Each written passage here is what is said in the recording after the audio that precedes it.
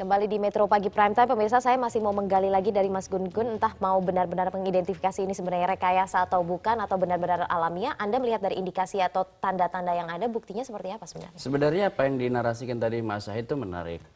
Maksud saya, Mas Rahmat, sorry. Maksud saya begini, tadi kan ada puzzle.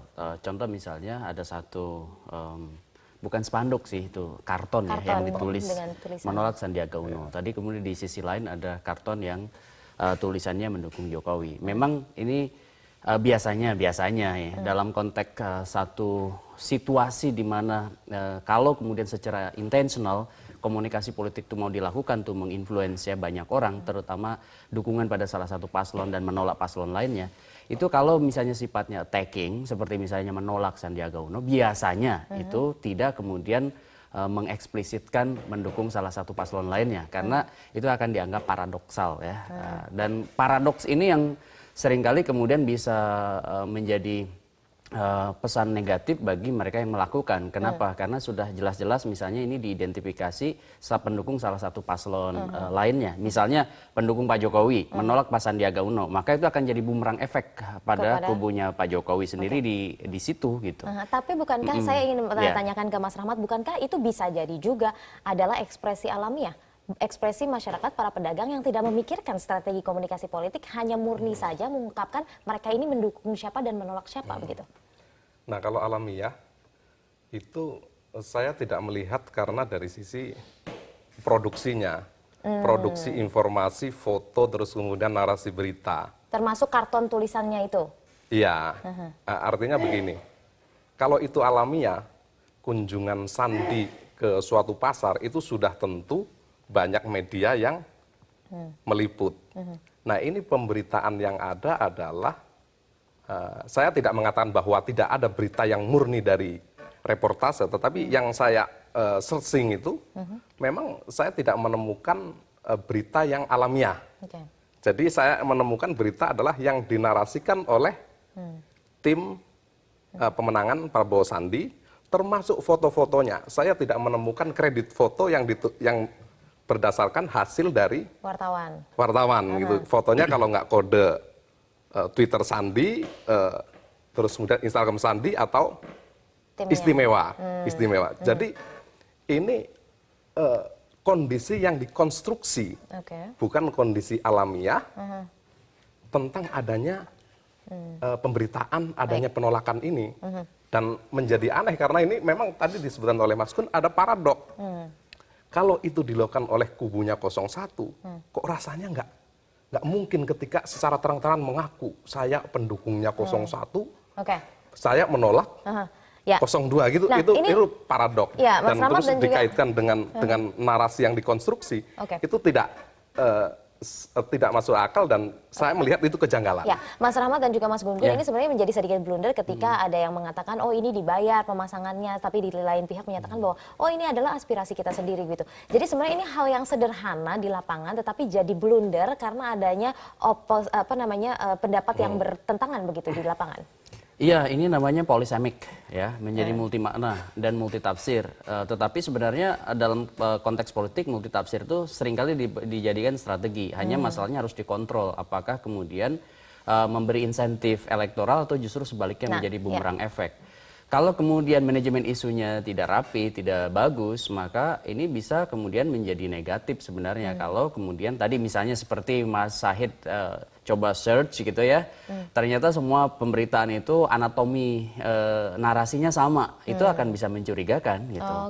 Nah, yang paling penting sebenarnya kalau mau dikonstruksi, karena sebenarnya realitas kampanye itu realitas yang dikonstruksi, baik itu positif maupun negatif. Jadi sebenarnya hal yang seringkali dianggap realitas biasa dalam konteks kontestasi elektoral, meskipun tentu ini bagi edukasi publik tidak terlalu baik ya. Maksud saya bagusnya kan bicara program, debat, dialektika yang kemudian lebih mengatasi persoalan-persoalan real hari ini. Tetapi kemudian seringkali kan strategi seperti itu juga muncul ke permukaan. Hanya masalahnya, Vina, dalam bacaan saya adalah seberapa kemudian punya kekuatan untuk mengontrol narasi itu di ruang publik. Contoh bukan hanya di medsos, melainkan di media mainstream. Kalau tadi Mas Rahmat coba misalnya bandingin, semua berita kok anatomi narasinya sama. Pertanyaannya adalah narasi itu muncul dari siapa dan disebarkan oleh siapa. Itu kan kalau kemudian semua seragam dan tidak ada di media-media mainstream di luar media yang dikontrol oleh timnya, itu kan menjadi sebuah kerumitan dalam konteks manajemen isu bagi tim misalnya Sandiaga Uno. Oke, seandainya wacana yang berkembang atau diskursus yang berkembang adalah sesuai dengan apa yang diungkapkan analisa Mas Rahmat, efek elektoral yang akan timbul terhadap kedua kubu ini seperti apa? Menurut saya sih gini ya, isu-isu seperti ini tidak memberi insentif elektoral signifikan. Ya? Oke. Ini hanya bubble, hanya kemudian lebih menjadi gelembung-gelembung yang sebenarnya kalau kemudian apalagi menjadi bumerang efek bagi pelaku, itu sebenarnya bisa negatif. Dan apakah memberi insentif elektoral kepada Pak Jokowi juga tidak terlalu memberi insentif elektoral apapun gitu. Jadi lebih baik sebenarnya pertarungannya itu didorong ke hal yang lebih substantif, sehingga kemudian gimmick-gimmick seperti ini kemudian menjadi jauh lebih tersisih dan lebih muncul sebenarnya pertarungan program gagasan ke depan gitu. Ya, betul sekali. Nah, kalau Mas Rahmat, kenapa pada saat awalnya itu muncul langsung dengan oh ini strategi playing victim, ini inspirasi awalnya itu Anda melihat apakah karena Anda pernah melihat strategi yang sama dilakukan oleh orang yang berkontestasi dalam pemilu sebelumnya? Saya melihat ya pertama dari sisi kan kalau dulu sebagai wartawan pertama melihat ada keanehan, kejanggalan itu menarik, ya kan. Nah di satu sisi kalau dia penolakannya juga alamiah, itu juga merupakan hal yang merugikan secara elektoral buat Pak Sandi. Itu kalau penolakan secara alamiah. Ya. Dan itu biasanya kalau ditolak secara alamiah, itu juga yang mengkreasi, yang menulis juga akan alamiah. Akan ditulis oleh banyak media secara alamiah bahwa Sandi telah ditolak oleh masyarakat di sini. Itu yang menurut Anda absen. Ini justru yang mengkreasi adalah dirinya sendiri. Bahwa saya telah ditolak oleh orang di pasar.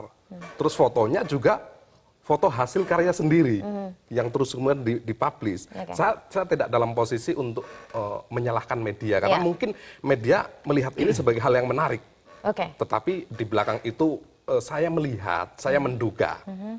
Jadi saya tidak menghakimi analisa saya sebagai kebenaran, tapi saya melihat ada kejanggalan bahwa itu dikreasi sedemikian rupa sehingga ingin menampilkan bahwa ini sedang terjadi penzaliman terhadap ini adalah analisa Anda ya, tapi ini masih bisa bercabang realita di lapangan seperti apa dan buktinya seperti apa begitu ya. Nah, kalau Mas Gun-Gun Anda melihat wacana yang berkembang bahwa kubu 02 misalnya playing victim begitu. Playing victim ini strategi sebenarnya ini kan sebenarnya hal yang wajar-wajar saja dalam kontestasi politik kan? Iya, sering sekali terjadi di kontestasi elektoral dan sejarah pemilu menunjukkan bahwa setiap penyelenggaraan pemilu selalu ada strategi playing victim.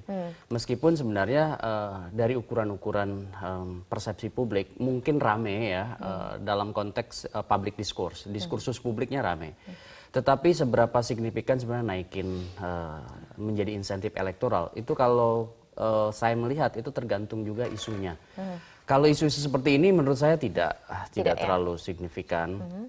Misalnya taruh dia memosisikan diri sebagai pihak yang dizolimi gitu dengan peristiwa yang resonansinya juga menurut saya tidak terlalu besar juga.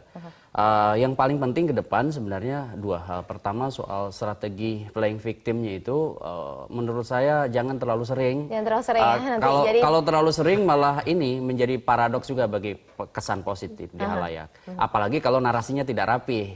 Dan terakhir itu menurut saya juga bagi pihak lawan seperti kubu Pak Jokowi itu juga jangan terlalu reaktif sih. Jadi kalau ada kejadian ya tidak terlalu banyak responnya, jalankan saja sesuai dengan program-program, visi-visi begitu ya. Pada program itu jauh lebih baik. Baik, terima kasih Mas Zahid dan juga Mas Gun-Gun Herianto sudah bergabung bersama kami di Metro Pagi Prime Time. Pemirsa tetaplah bersama kami masih akan kembali dengan sejumlah informasi diantaranya Arab Saudi untuk pertama kalinya akan menjadi tuan rumah balap mobil listrik Formula E musim 2018-2019. Metro Pagi Prime Time segera kembali.